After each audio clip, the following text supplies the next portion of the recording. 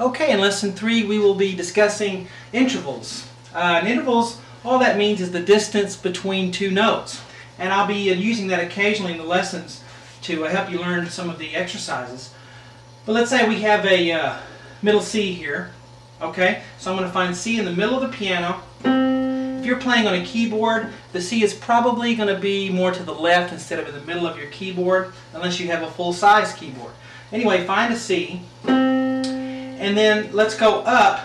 Remember, up on the board means to the right on the keyboard, on the piano. So C and a D together. So this is the note C, and then D is right next to it. Playing together. Now that's called a second. The distance from this C to the D is called a second. So if I say, and we'll go up a second, or whatever, you'll know it just means to the very next letter, from a C to a D.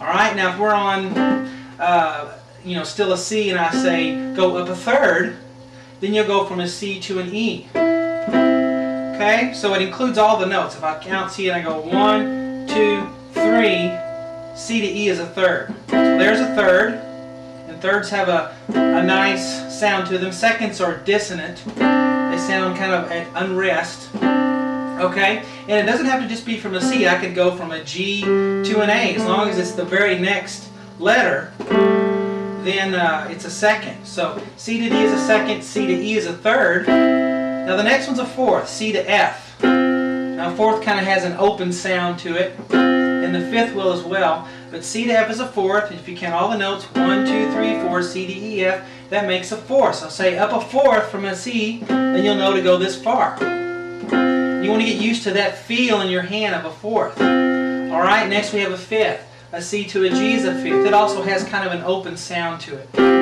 So C to G is a fifth. Now I'm going to go from a C to an A, and that'll be a sixth. And sixths are, they sound kind of consonant. They have a nice sound to them just like the third. So C to A is a sixth, and you want to get used to that feel in your right hand from a C to an A, a sixth. And then we want to do a seventh.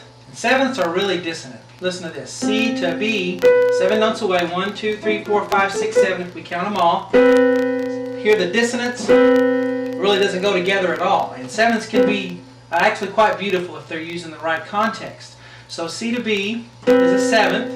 And then if we go one more, we go from a C to a C, which is an octave. Which octave just means an eighth.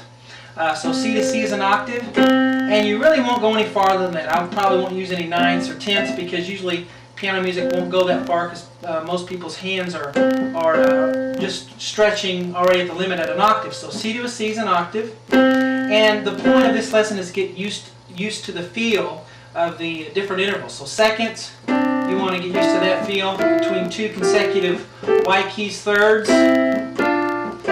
You know, you can just play some thirds, get used to that. Fourths, the same thing. And fifths. And sixths, and finally sevenths, and then octaves. Alright, and then we can proceed to lesson 4.